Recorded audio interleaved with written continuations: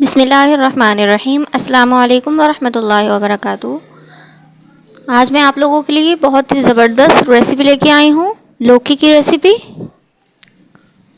اکثر گھر میں جو ہے نا لوکی بنتی ہے تو بچے شوق سے نہیں کھاتے ہیں، یا عموماً بڑوں کو بھی عجیب سا لگتا ہے یہ کیا بنا لیا ہے آج گھر میں، انہیں پسند نہیں آتی ہے۔ لیکن آپ یقین کریں، اگر آپ میری ریسیپی سے ٹرائی کریں گے تو انشاءاللہ پورا گھر جو ہے نا آپ کا بہت شوق سے کھائے گا اس ریسیپی کو۔ اور یہ بہت مزیدار بننے والی، جھٹپٹ بننے والی ریسیپی ہے۔ بہت کم مسالوں میں ہم اسے تیار کریں گے، اور یہ اسٹو کی طرح ہم بنائیں گے، بالکل یونیک اسٹائل میں بنائیں گے۔ پورے یوٹیوب پر پہلی بار میں آپ لوگوں کو اس ریسیپی کی ترکیب بتا رہی ہوں، آپ جلدی سے اسے نوٹ کر لیں۔ چلے آئیں اسے بنانا اسٹارٹ کرتے ہیں۔ سب سے پہلے میں نے لوکی لے لی ہے، تقریباً 3 پاؤ میں نے لوکی لی ہے۔ اسے میں نے چھیل کر پتلے پتلے سلائسز میں کٹنگ کر لیا تھا، اور اسے دھو کر میں نے پانی میں بھگو دیا ہے۔ اس کے بعد میں نے کڑاہی میں آئل ایڈ کیا ہے۔ آئل اس میں زیادہ جائے گا، تقریباً آدھا کپ سے زیادہ آئل ایڈ کیا ہے میں نے اس میں۔ اور اس کے بعد جو ہے ہم اس میں لوکی ایڈ کر دیں گے جو ہم نے کاٹ کر رکھی تھی۔ اسے تیل میں نے اچھی طرح سے فرائی کر لیا ہے 3 سے 4 منٹ کے لیے۔ اور یہاں جو میں نے پیاز کاٹ کے رکھی تھی وہ میں نے ایڈ کر دی ہے، تقریباً تین پیاز تھی یہ، انہیں میں نے چاپ کر لیا تھا، اور میں اس میں ایڈ کر دوں گی، اور اسے اچھی طرح سے میں بھونوں گی، اتنا کہ آئل میں جو ہے نا پیاز اور لوکی اچھی طرح سے بھون جائے اور تیل اوپر آ جائے۔ اسی طرح جب یہ بھون جائے گی تو ہم اس میں ٹماٹر بھی ایڈ کر دیں گے۔ یہ ٹماٹر بھی میں نے شاید 4 کاٹ کر میں نے اس میں ایڈ کر دیے ہیں، انہیں بھی ہم نے اچھی طرح سے بھوننا ہے۔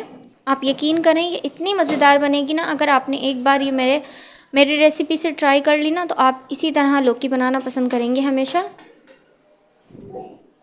بس اسے ہم نے اتنی اچھی طرح سے بھوننا ہے کہ ٹماٹر کا سارا پانی ختم ہو جائے۔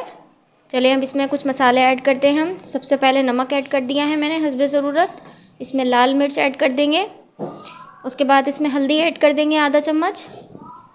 اسے اچھی طرح سے ہم نے مکس کرنا ہے، اور آدھا چمچ ہی ہم نے اس میں زیرہ ایڈ کرنا ہے۔ زیرہ ایڈ کرنے کے بعد اسے اچھی طرح سے مکس کریں گے۔ بس آپ نے ہمیشہ سبزیوں کی بھنائی پہ دھیان دینا ہے، ہمیشہ اچھی طرح سے جو ہے نا سبزیوں کی بھنائی ہونی چاہیے لازمی۔ اور یہ میں نے ادرک اور لہسن چاپ کر کے وہ ایڈ کیا ہے، یعنی کہ امام دستے میں نے اسے کوٹا ہے، لیکن حد سے زیادہ نہیں کوٹا ہے، جسٹ چاپ ٹائپ کا کیا ہے میں نے اسے، چنکس ہیں اس میں ادرک کے، وہی چاہیے ہمیں۔ اچھی طرح سے ہم نے اسے بھوننا ہے۔ اگر آپ کو لگ رہا ہے آپ کا مسالہ نیچے سے جل رہا ہے تو آپ پانی ایڈ کریں، اور اسے اچھی طرح سے آپ نے مکس کرنا ہے۔ بس یہاں میری بھنائی ہو چکی ہے، یہ دیکھیں روغن سارا اوپر آ گیا ہے اس کا، بہت مزیدار لگ رہا ہے، خوشبو تو اتنی لذیذ آ رہی ہے اس میں سے میں آپ کو کیا بتاؤں۔ اب اس میں نے تھوڑا سا، بالکل اتنا سا پانی کہ اسٹیم میں پک جائے، یہ نیچے سے لگے نا، بس اسے ہمیں پکانا ہے تقریباً آدھے گھنٹے کے لیے، بالکل میڈیم ہلکی آنچ پر، بالکل دھیمی آنچ پہ ہم نے اسے پکانا ہے۔ اور یہ ہماری لوکی ریڈی ہو گئی ہے۔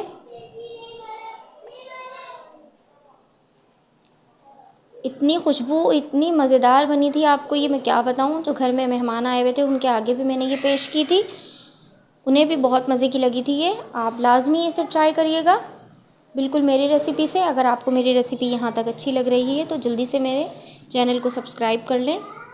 اور اس میں اب ہم کچھ ہرے مسالے ایڈ کریں گے، جس میں جولین کٹی ہوئی ادرک میں نے ڈالی ہے، اور بڑے والی جو ہری مرچیں ہوتی ہیں جس میں تیزی نہیں ہوتی ہے لیکن خوشبو اس کی بہت اچھی ہوتی ہے، آپ اس میں یہ ایڈ کر دیے گا کٹنگ کر کے۔